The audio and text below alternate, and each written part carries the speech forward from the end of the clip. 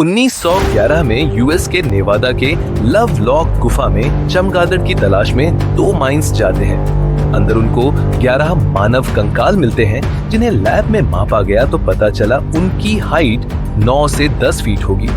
वहाँ के लोकल लोगों का कहना है कि हजारों साल पहले वहाँ की पय्यूट जनजाति ने कुछ दानवों को, जो नरभक्षी थे, गुफा में बंद करके बाहर से आग लगा दी थी। शायद ये वही दानवों के कंकाल थे। मेसोपोटामिया और बाबिलोन के ग्रंथों में भी ऐसे देवताओं के समूह के बारे में बताया गया है जिनके पास स्पेशल पावर्स थी और वे स्वर्ग से जुड़े थे।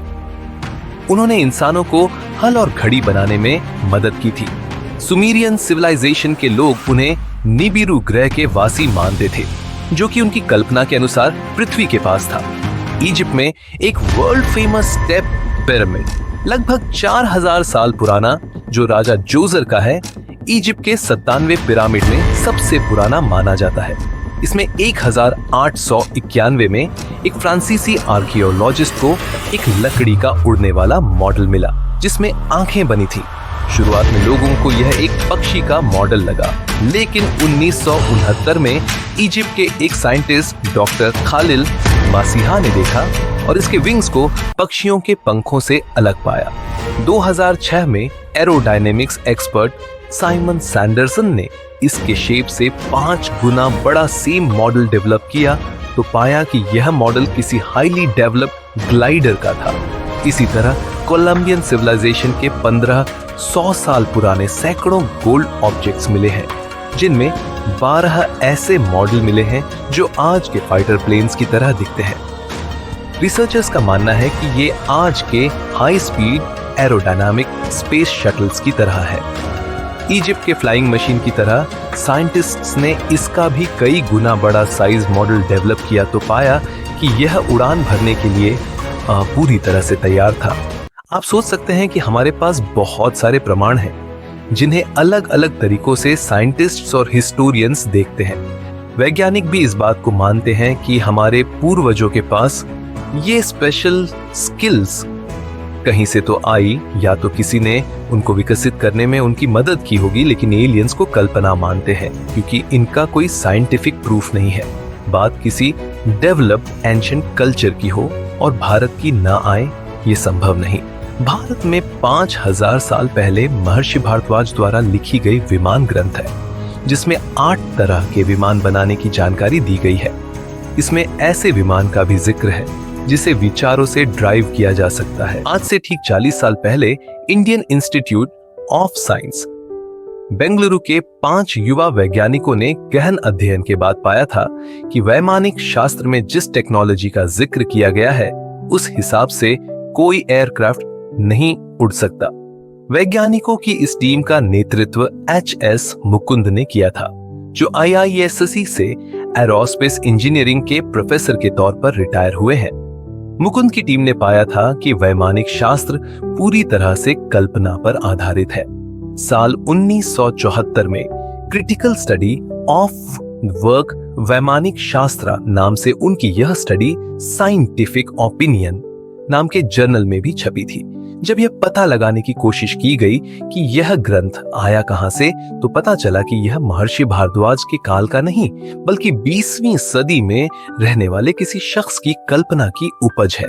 स्टडी में पाया गया था कि साल 1900 से 1922 के बीच पंडित सुब्बराया शास्त्री ने यह किताब लिखी थी। वह संस्कृत के श्लोकों का अनुवाद करते थे। महर्षि भारद्वाज द्वारा रचित विमान शास्त्र एक विवादित ग्रंथ माना जाता है, लेकिन हम इस तथ्य से इनकार नहीं कर सकते कि रामायण में हमें बचपन से ही यह पढ़ाया और सुनाया गया है कि रावण माता सीता को पुष्पक विमान से लंका ले गया था। हालांकि इसका कोई ठोस प्रमाण नहीं है, लेकिन इसे पूरी तरह नकारा भी नहीं जा सकता, क्योंकि चित्रकूट से लंका की दूरी और भारत एवं लंका के बीच का विशाल समुद्र पार करना आसान नहीं था। भारत के कुछ रहस्य ऐसे भी हैं जिन्हें लोग एलियन सिद्धांत से जोड़ते हैं। एलियन सिद्धांत हो या ना हो, लेकिन इसमें कोई संदेह नहीं कि प्राचीन काल में कोई न कोई तकनीकी दक्षता अवश्य रही होगी।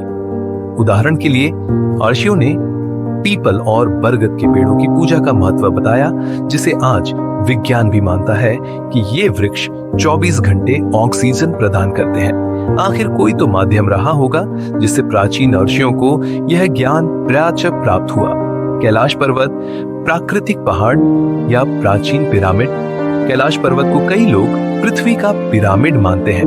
कुछ शोधकर्ताओं का दावा है कि यह एक प्राकृतिक पहाड़ न होकर इंसानों द्वारा निर्मित एक रहस्यमयी संरचना सजावा हो सकता है। ये पर्वत हिमालय की अन्य पहाड़ियों से भिन्न प्रतीत होता है और इसकी आकृति एकदम सटीक पिरामिड जैसी दिखती है। इसके आकार, संरचना और ऊर्जा क्षेत्र को अब तक पूरी तरह समझा नहीं जा सका है। रहस्य, क्या कैलाश पर्वत एक प्राकृतिक संरचना है या फिर किसी प्राचीन सभ्यता अथवा एलियंस द्वारा बनाया गया कोई रहस्यमय निर्माण?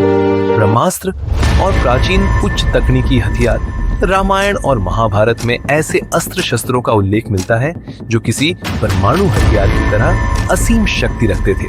उदाहरण के लिए ब्रह्मास्त्र, जिसे छोड़े जाने के बाद रोकना असंभव बताया गया है। पाशुपतास्त्र इतनी घातक शक्ति वाला था कि इसे प्रयोग करने से पहले सोच समझकर अनुमति लेनी पड़ती थी।